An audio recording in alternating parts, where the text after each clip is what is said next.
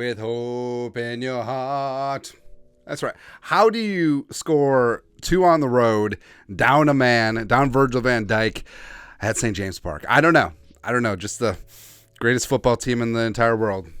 That's right. No big deal. No big deal. But I digress, and sorry for bragging on Liverpool, but it's pretty damn awesome. But your Minnesota Fighting Vikings are in the midst of 53-man rooster cuts.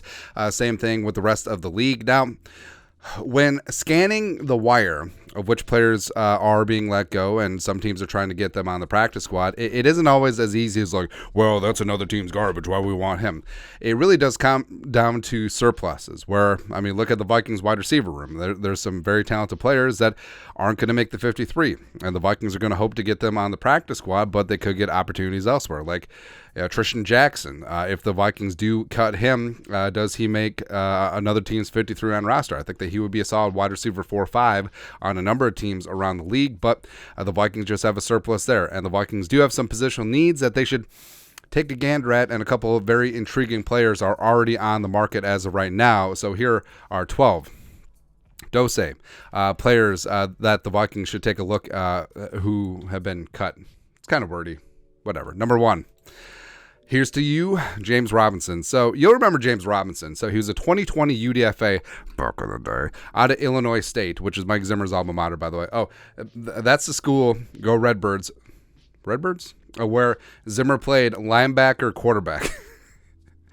Anyway, but James Robinson is 25 years young. He ran for 1,070 yards and 7 touchdowns as a rookie, almost 1,400 yards from scrimmage. And he popped his Achilles, and the Jaguars, they moved on. They drafted Etienne, and Robinson was traded, and it was just a mess. And he signed a deal with the Patriots this offseason. They cut him in June, and then he's with the Giants, and he had like a beast mode run against the Jets in the final preseason game, but he's cut from the 53. And if you look at the Vikings running back room, so they got Madison, Ty Chandler, that's easily your 1-2.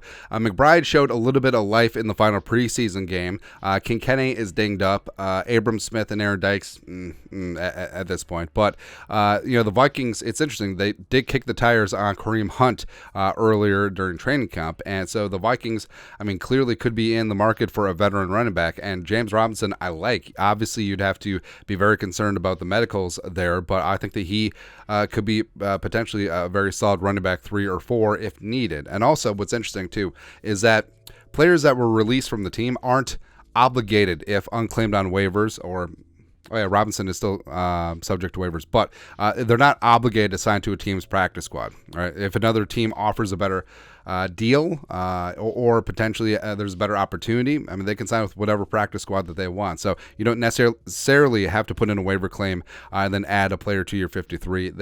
You could see if they pass through waivers and then get at them when practice squads are set up later this week. Next up, player number 2, guard. Yes, he can play guard. Kobe Gossett from the Browns. Now, if the name sounds familiar, it's because he was a 2018 6th-round pick by the Vikings.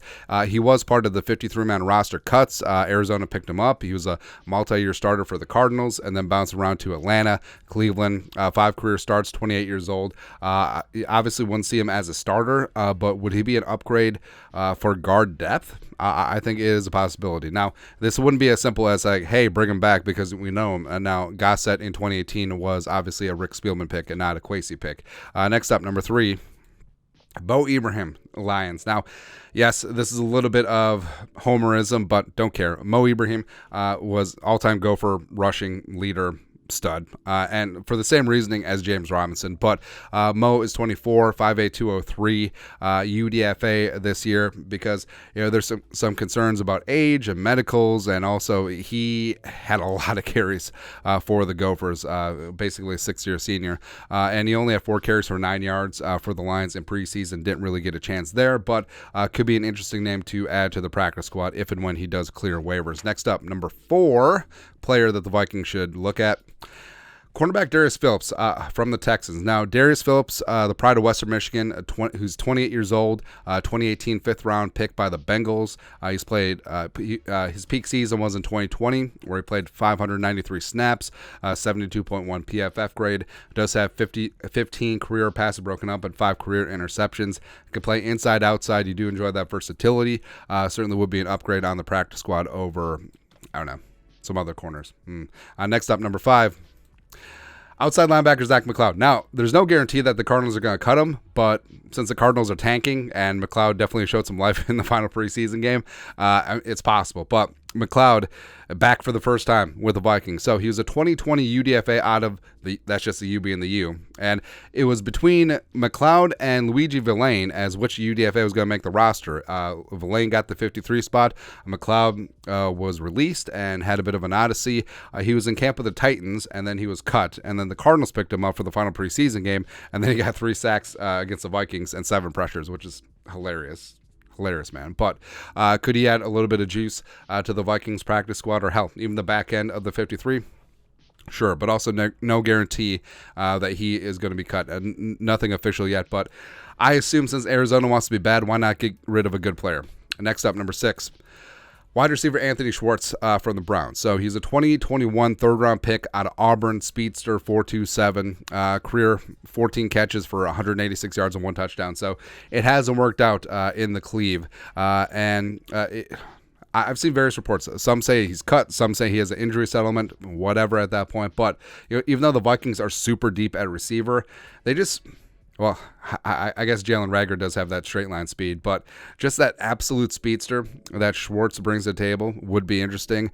And also, since he was a Browns pick, Andrew Berry, of course, was Kwesi's mentor. Kwesi spent 2 years in Cleveland, including that 2021 class. So he would have the book. They would have done their homework on Schwartz. Also, the Vikings scouts were interested in Schwartz back in 2021. So TBD there. Next up, player number 7. Offensive tackle Greg Little. So I understand. It's like, well, why are you interested in all these busts? What do you expect? Do you expect like a Pro Bowl caliber player just to be cut from the 53-man roster and you just pick him up? So there's a couple factors here.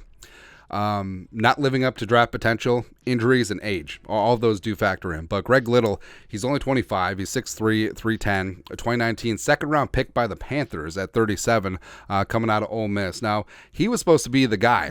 But it didn't quite work out, and the Vikings were tied to Little during the 2019 draft process. I remember I was sort of whatever on the whole thing, but in terms of here's what happens too. 53-man rosters, cut downs, when teams add players, it's always "Mama, I can change him" sort of deal. So could the Vikings squeeze that potential out of Greg Little? Potentially. Next up, number 8. Nose tackle John Peticini, cut by the Panthers. So he's 26, 6'2", 325. He's a 2026 round pick by the Lions. And every time we played the Lions, Peticini was always taking on multiple bodies, the pride of Utah. Although having Peticini, a Utah Ute, as well as Kairos Tonga, a BYU guy, maybe there would be some friction there. I don't know. But if the Vikings want to add more meat to the interior, Peticini would be that guy. And like I said, every time the Vikings played the Lions, it felt like he had a good game. And it's always never doubt the, hey, that guy played good against us scouting. There you go. Next up, number 9, defensive end Breeland Speaks of the Niners. Now, if he sounds familiar, he had a workout with the Vikings back in the day, back in 2020. He's 27 years old, former second-round pick in 2018 by Kansas City, has sort of bounced around the league, had issues, had injuries, etc. But he popped up this year with the USFL Michigan Panthers, and he was the league sack leader. He had 9 sacks in 10 games, so it's clear he can still get after the quarterback's ass. Plus, it seems like he's always been playing out of position. Like his true position, looking back at some of the Ole Miss tape as well as some of the draft stuff. I mean, he was born to play 5 tech in a 3-4. He was born to play that defensive end spot, and the Vikings. It always feels good to have guys that can absorb bodies. Like he's got good size as well as he's adept at getting after the quarterback. So would be intriguing. Next up, number 10. Tackle Julian Davenport. So, actually, hell, let's just reveal all 3 tackles. Why not? Because with the trade of Vidarian Lowe, the Vikings could potentially be in the market for some backup tackle projects. So, Julian Davenport, 2017 4th rounder from Bucknell.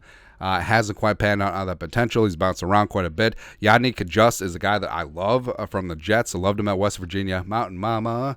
A 3rd-round pick in 2019 by the Patriots. 5 career starts mixed in between left tackle and right tackle.